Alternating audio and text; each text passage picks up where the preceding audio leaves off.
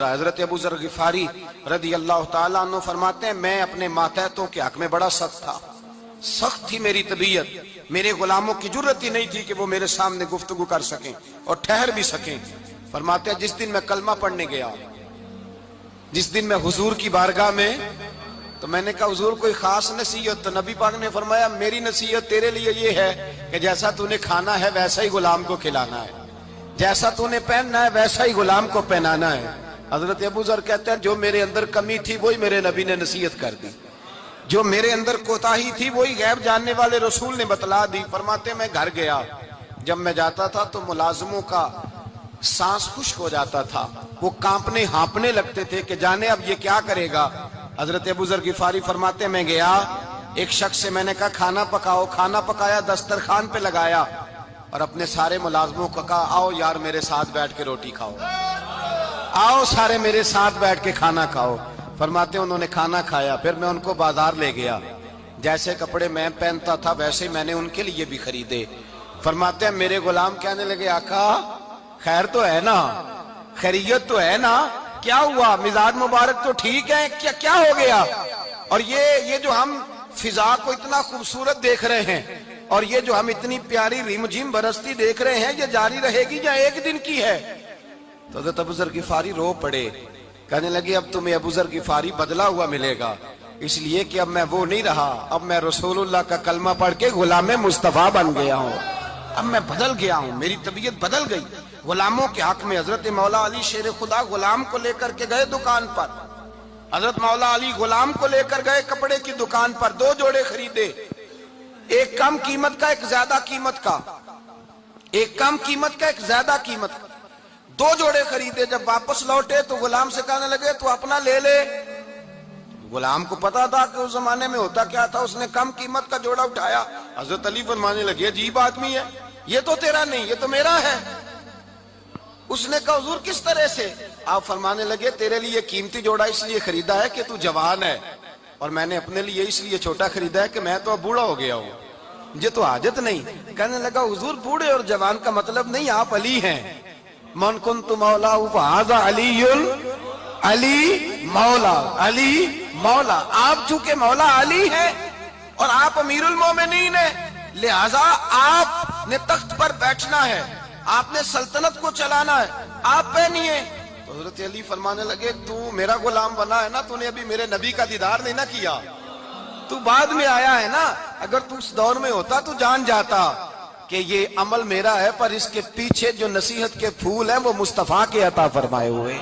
تو بھائی یاد رکھیں نبی کریم سید عالم صلی اللہ تعالی علیہ وآلہ وسلم نے تعین فرمایا مزدور کے حقوق کا، تعین کیا۔ حضرت حکیم بن حزام کہتے ہیں میں حضور کی بارگاہ میں بیٹھا تھا تو نبی پاک صلی اللہ علیہ وسلم سے میں نے کہا یا رسول اللہ آپ کو کون سا آدمی پسند ہے، کون سا محنت کرنے والا پسند ہے؟ تو حضور نے فرمایا جس کے دونوں ہاتھ کام کریں، دونوں پیر چلیں اور اس کی پیشانی پر پسینہ آئے، وہ بندہ مجھے بڑا اچھا لگتا ہے۔ جس کی پسینہ آئے، آج لوگ مزدوری نہیں کرتے، دائیں بائیں دیکھتے ہیں، لوگ اپنے اندر وہ توانائی، وہ غیرت، وہ خودداری پیدا نہیں کرتے۔ بھائی گردن کو جھکا دیتا ہے خیرات کا پتھر، جہاں میں مانگنے والوں کے سر کبھی اونچے نہیں ہوتے۔ اور ایک بار کہنے لگے غیرت ہے بڑی چیز جہاں تگ و دو میں پہناتی ہے یہ فخر کو تاج سردارا۔ اپنے اندر یہ توانائی پیدا کرنی چاہیے، یہ کوشش کرنی چاہیے۔ میرے نبی کریم صلی اللہ علیہ وسلم نے فرمایا تمہارے بعض گناہ ایسے ہیں جو صرف تم مزدوری کرنے جاؤ گے تو اللہ تمہاری مزدوری کی وجہ سے ہی تمہارے گناہ معاف فرما دے گا، اللہ تمہاری محنت اور کوشش کے سبب سے تمہاری ان غلطیوں سے درگزر فرمائے گا۔ حبیب کریم سید عالم صلی اللہ علیہ وسلم نے فرمایا مزدور جب قیامت کے دن آئے گا، بھئی عالم تو آیا، صوفی تو آیا، درویش تو آیا، صحابہ تو آئے، ان کا آنا تو شفاعت کے لیے شمار کیا گیا۔ میرے مصطفیٰ نے فرمایا جب مزدور آئے گا، مزدور کی سب سے بڑی غلطی یہ ہے کہ مزدور اپنے آپ کو نیچ سمجھتا ہے، مزدور کی سب سے بڑی غلطی یہ ہے کہ یہ اپنے آپ کو چھوٹا سمجھتا ہے، اس کی زیادتی یہ ہے کہ یہ اپنی سوچ کو بڑا نہیں کرتا، یہ سمجھتا ہے نہیں کہ بھئی میں تو دو ہاتھوں کی محنت کی کمائی کھاتا ہوں، یہ آرزوئے کرم اور میں آپ سے کروں، یہ بھیک اس کو دیجئے جس کا خدا نہ ہو۔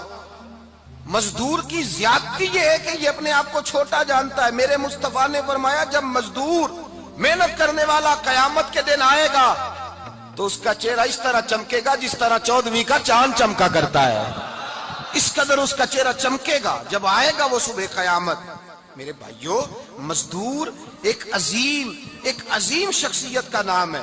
محنت کرنا، اپنے دونوں ہاتھوں سے مشقت کرنا، جدوجہد کرنا. مجھے کئی سارے لوگ، میں جب ملک کے مختلف گوشوں میں جاتا ہوں تو کئی سارے لوگ کہتے ہیں آپ کے ابا جی کا مزار کدھر ہے، آپ کس مزار کے سجادہ نشین ہیں؟ تو میں ان سے کہتا ہوں میں سجادہ نشین نہیں، میں تو کسان کا بیٹا ہوں. اور میں اس شخص کا بیٹا ہوں جو رات کو 2 بجے اٹھ کے بھی گھر سے نکلتے تھے 2 نفل پڑھ کے. تو ہم پوچھتے تھے کہ اماں جی ابا جی کہاں گئے؟ تو کہتے تھے چند کھیتوں کو پانی لگانا تھا اور رات کو رخصت ہو گئے. فخر کی بات ہے، یہ اعزاز کی بات ہے، یہ اعزاز کی بات ہے. ہم نے ساری زندگی ان کے ہاتھ پہ چھالے دیکھے لیکن بات لفظ زبان پر یہی دیکھی کہ بیٹا عزت والا وہی ہوتا ہے جو اپنے ہاتھوں سے محنت کر کے روزی کھایا کرتا ہے. بھائی یاد رکھیں یہ اعزاز کی بات ہے. اعزاز، مزدور کا بیٹا فخر کرے، کسان کا بیٹا ناز کرے. وہ جو آدمی سویرے جاتا ہے ویلڈنگ کا پلانٹ لے کے کام کرنے، اس کا بیٹا ناز کرے. وہ جس کا باپ پھاوڑا چلاتا ہے، چھینی چلاتا ہے، تھوڑا چلاتا ہے، وہ ناز کرے. اور مزار صرف ان لوگوں کے نہیں ہوتے جو اللہ اللہ کرتے ہیں، ہو کرتے ہیں. وہ تو قابل اعزاز ہے اللہ کے بندے، ان کے بھی مزار ہوتے ہیں. مزار وہ بھی ہوتا ہے جس کو میرے مصطفیٰ نے فرمایا القاسب حبیب اللہ، جو محنت کرتا تھا، ہاتھوں سے جدوجہد کرتا تھا، وہ بھی تو اللہ کا دوست ہے نا. اس کا بھی تو مزار ہے نا، اس کی بھی تو قبر پر انوار ہے جو اللہ کا محبوب ہو کے گیا. تو بھائی اپنا اعزاز جانے سمجھے اس بات کو. میرے مصطفیٰ کریم صلی اللہ علیہ وسلم مزدور کو عزت دیتے، وقار دیتے. اور جو حضور کے گھر میں خادم ہوتے ان کی ناز برداری کرتے. ہمارے گھر میں جو بی بی برتن دھوتی ہے وہ ہمارے ساتھ بیٹھ کے روٹی نہیں کھا سکتی، اس کو یہ اجازت نہیں ہوتی. ہمارا جو مزدور ہوتا ہے نا، ایک صاحب کہنے لگے یہ بچہ میرے پاس کام کرتا ہے، اس کے ابا جی بھی کرتے تھے. تو میں نے کہا اس کا مطلب یہ ہے کہ تم نے آگے نہیں بڑھنے دیا. تم نے کہا مزدور ہی رہنا ساری زندگی، یہی رہنا میرے پاس، آگے نہ بڑھنا. میرے مصطفیٰ کریم سید عالم صلی اللہ علیہ وسلم کے پاس جو لوگ کام کرتے تھے، محنت کرتے تھے، مشقت کرتے تھے. ہمارا ملازم ڈرتا ہے، کامتا ہے، وہ بات کرتا ہے تو صاحب جی کہتے کہتے زبان تھکتی ہے. 100 دفعہ موڈ کو دیکھتا ہے، گالیاں کھاتا ہے بیچارہ. اس کی عزت نفس کو اچھالا جاتا ہے، اس کو رسوا کیا جاتا ہے. اور وہ بیچارہ رات کو رضائی میں منہ دے کے روتا ہے کہ یار میرے نصیب صرف اس لیے کمزور ہیں کہ میں غریب کے گھر میں پیدا ہوا ہوں. ہم احساس نہیں کرتے. اور مزدور کو کبھی موقع مل جائے جان چھوٹنے کا تو بھاگ جاتا ہے. ہمارا کردار اور اخلاق ایسا نہیں ہوتا. حضرت زید بن حارثہ رسول اللہ کے غلام تھے، نبی پاک کے گھر میں جھاڑو دیتے تھے، برتن مانجتے تھے. یہ بچپن میں اپنے قبیلے سے گم ہو گئے تھے، کسی نے اغوا کر کے لا کر کے بیچ دیا تھا، گم ہو گئے تھے. حضور کی بارگاہ عالی مرتبت میں لائے گئے. حضرت زید بن حارثہ سارا دن کام کاج کرتے. کوئی آدمی آیا ان کے علاقے کا، مکہ مکرمہ، ان کو پہچان کر واپس گیا ان کے قبیلے میں اور جا کے بتلایا کہ تمہارا بیٹا تو محمد ابن عبداللہ صلی اللہ علیہ وسلم کے پاس. اس وقت حضور نے بھی اعلان نبوت نہیں فرمایا تھا. ان کے والد حارثہ چچا لینے آئے اور نبی پاک کے پاس آئے تو 2 تھیلیاں شرفیوں کی بھر کے لائے. کہنے لگے حضور یہ پیسے لے لیں، 2 تھیلیوں میں پیسے ڈالیں، دینار ہے، درہم ہے، حضور لے لیں، ہمارا بیٹا دے دیں. نبی پاک صلی اللہ علیہ وسلم نے فرمایا تمہیں غلطی لگ گئی ہے، پیسے پیچھے ہٹاؤ، میں زید کو بلاتا ہوں. میں زید کو، ادھر دیکھیے گا، میں زید کو، میں اسے بلاتا ہوں. اگر وہ جانا چاہے تمہارے ساتھ تو مجھے اعتراض نہیں، لے جانا. چچا اور باپ کہنے لگے آپ عجیب بات کرتے ہیں، وہ غلامی چھوڑ کے نہیں جائے گا. آپ عجیب بات کرتے ہیں، وہ مزدوری چھوڑ کے بادشاہی اختیار نہیں کرے گا. ہم کھاتے پیتے لوگ ہیں، اس کی ماں ترس گئی ہے، اس کو ملنے کو بہنیں روتی ہیں، وہ جائے گا نہیں. میرے حبیب نے فرمایا تم نے ابھی یہ ذائقہ چکھا نہیں، تمہیں اس کا پتہ نہیں. تو میں بلاتا ہوں، اگر جانا چاہے تو پیسوں کی ضرورت نہیں، لے جانا. حضرت زید کو پیغام دیا، آئے. حضور نے فرمایا وہ تمہارے والد کھڑے ہیں، وہ چچا ہیں، لینے آئے ہیں. جناب زید گئے، باپ کے گلے سے لگے. بچھڑے ہوئے باپ بیٹا ایک دوسرے کو مل کے کھل کے روئے. کہا بیٹا تیری ماں کی آنکھیں پتھر ہو گئی تیرا رستہ دیکھ کے، تیری بہنیں ترستی ہیں تیرے چہرے کے دیدار کو. بیٹا وہ گلیاں بھی روتی ہیں جن میں تو کھیلا کرتا تھا، پر اب فکر کی بات کوئی نہیں، اب کوئی پریشانی نہیں، میں پیسے لایا ہوں تجھے لے جاؤں گا۔ نبی پاک صلی اللہ علیہ وسلم نے دیکھا نا جب باپ بیٹے کی گفتگو ہو گئی، آنسو بہ گئے، بوجھ ہلکے ہو گئے، تو میرے کریم نے فرمایا زید اگر تم چچا کے ساتھ والد کے ساتھ جانا چاہو تو میری طرف سے اجازت ہے، تم جا سکتے ہو۔ یہ لفظ کہے تو جناب زید دوڑ کے حضور کے قدموں میں آ کے بیٹھ گئے، حضور کے قدموں میں بیٹھ گئے، اور گویا فاضل بریلوی علیہ رحمہ نقشہ بیان کرتے ہیں، کہنے لگے تیرے قدموں میں رہوں غیر کی ٹھوکر پہ نہ ڈال، میں جھڑکیاں کھاؤں کہاں چھوڑ کے صدقہ تیرا، اور تیرے قدموں میں جو ہے غیر کا منہ کیا دیکھے، کون نظروں پہ چڑھے دیکھ کے تلوا تیرا۔ کہنے لگے حضور میں نے نہیں جانا، میں یہیں رہوں گا۔ چچا اور باپ نے دیکھا تو کہنے لگے بیٹا تو غلامی چھوڑ کے نہیں جائے گا، تو ملازمت چھوڑ کے بادشاہی میں نہیں جائے گا۔ تو آپ کے والد کو آپ فرمانے لگے ابا جی ذرا 2 گھڑیاں یہاں رہ کے تو دیکھیں، یہاں 2 گھڑیاں رہ کے تو دیکھیں۔ فرمایا یہاں ملازموں کا وہ اعزاز ہے جو شہزادوں کا ہوا کرتا ہے، یہاں خادموں کی وہ عزت ہے، اور پتہ پھر ان کو مقام کیا ملا، یہ واحد شعبیاں جن کا نام اللہ نے قرآن پاک میں بیان فرمایا ہے، نام اللہ نے قرآن مجید میں بیان فرمایا۔ حضور کا اپنے غلاموں کے ساتھ جو تعلق تھا، اپنے ملازموں کے ساتھ جو رشتہ تھا، بڑا آدمی آتا ہے نا، بڑا آدمی تو لوگوں کی سانس سوکھ جاتے ہیں، اٹھ کے ملتے ہیں، بڑا کچھ کرتے ہیں۔ مزدور آتا ہے تو لوگ اوئے کہہ کے پکارتے ہیں، ان کو خبر ہی نہیں کہ اس شخص کا اعزاز کتنا ہے۔ حضرت انس بن مالک رضی اللہ تعالیٰ عنہ فرماتے ہیں میں چھوٹا سا تھا، میری اماں مجھے حضور کے گھر چھوڑ گئی، میں نے 10 سال نوکری کی نبی پاک کی۔ کتنے سال بولیے؟ 12ویں دن لوگ کہتے ہیں بس بھائی ختم ہو گیا، اب فرینکنس ہو گئی ہے، اب جو مرضی تیرے ساتھ کریں گے۔ 10 سال نوکری کی میں نے، لیکن جناب انس فرماتے ہیں نبی پاک نے کبھی مجھے اف تک بھی نہیں کہا تھا، اف تک بھی نہیں کہا تھا، اف تک بھی۔ حضور نے بھیجا جاؤ فلاں آدمی کو بلا کر کے لاؤ۔ حضرت انس بن مالک رضی اللہ تعالیٰ عنہ فرماتے ہیں میں بلانے گیا، بچہ تھا چھوٹا سا، رستے میں بچے کھیل رہے تھے تو میں ان کے ساتھ کھیلنے لگا، محو ہو گیا، مجھے پتہ ہی نہ چلا وقت کا۔ حضور نے جب مجھے بھیجا تو فرمایا جلدی جانا اور جلدی آنا، اب مجھے خبر ہی نہیں، بڑی دیر ہو گئی۔ حضور وہاں انتظار کر کر کے خود تشریف لائے، کہتے جب نبی پاک آئے تو میں بچوں کے ساتھ کھیل رہا تھا، حضور نے جب مجھے کھیلتے ہوئے دیکھا، میری اچانک نظر پڑی تو میرے ہوش اڑ گئے۔ حضور نے تو کہا تھا جلدی آنا، اور میں یہاں کھیلنے لگا، یہاں اتنا الجھا کہ مجھے خیال نہیں رہا کس کام آیا ہوں۔ حضرت انس فرماتے ہیں میں ڈرنے لگا، جیسے جیسے حضور قریب آتے میری ٹانگیں کانپتی۔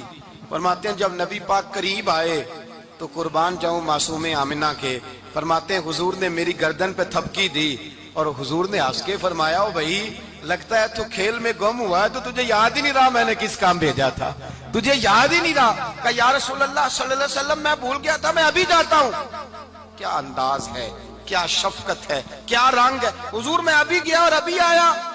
نبی پاک نے فرمایا نہیں یار تو کھیل میں خود ہی چلا جاتا ہے، تو کھیل یہاں میں خود جاتا۔ یہ اعزاز، یہ فضیلت، یہ درجہ کس نے ذروں کو اٹھایا اور صحرا کر دیا، یہ کس نے قطروں کو ملایا اور دریا کر دیا، یہ کس کی حکمت نے یتیموں کو کیا در یتیم اور غلاموں کو دنیا بھر کا مولا کر دیا، یہ کس نے اتنا۔ میرے بھائی مزدور کو حضور نے اعزاز دیا، نبی پاک اپنے ہاتھ سے کام کرنے والے کے ساتھ اس نے سلوک کرتے، محبت کرتے، پیار کرتے۔ ایک بوڑھی اماں تھی جو مسجد میں جھاڑو دینے کی مزدوری کرتی تھی۔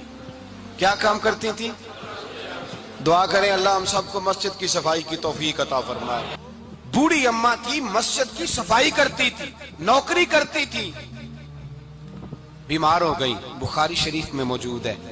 اللہ کے محبوب صلی اللہ علیہ وسلم روز تیمارداری کرنے جاتے، ایک وقت ایسا آیا کہ دن میں 2 مرتبہ حضور تیمارداری کرنے جاتے۔ ایک شام نبی پاک نے فرمایا اس کا انتقال ہو جائے تو مجھے اطلاع کرنا۔ صحابہ کہتے ہیں رات کے وقت ان کا انتقال ہوا، ٹھنڈ کا موسم تھا، ہم نے حضور کو تکلیف دینا مناسب نہ سمجھا، ہم نے دفن کر دیا۔ سویرے اللہ کے حبیب نے پوچھا تم نے مجھے اطلاع کیوں نہیں دی؟ حضور سردی بڑی تھی۔ کون جاتا ہے مزدوروں کے جنازوں میں؟ کون جاتا ہے مزدوروں کے جنازے میں؟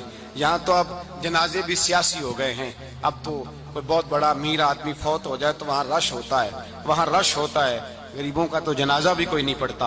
हजरत जनाब सैयदना अबू हुरैरा रदी अल्लाह ताला अन्हु फरमाते हैं, हुजूर ने फरमाया मुझे इत्तिला क्यों नहीं दी, तुम्हें उसके एजाज का नहीं पता? वो मजदूर थी, मस्जिद में झाड़ू देती थी, तुमने खबर ही नहीं दी।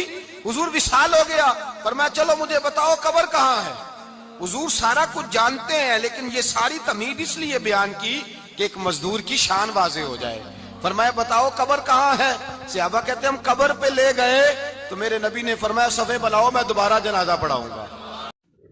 गरीब मजदूर के साथ ऐसा सलूक सुनकर आपकी आंखें भर आएगी। अस्सलाम वालेकुम। आज की इस वीडियो में एक ऐसे मौजू पर रोशनी डाली है जो हमारे माशरे का एक कड़वा सच है। एक गरीब मजदूर जो अपनी हलाल रोज़ी के लिए दिन रात मुशक्क़त करता है, ऐसे किन हालात और लोगों के किस रवैये का सामना करना पड़ता है।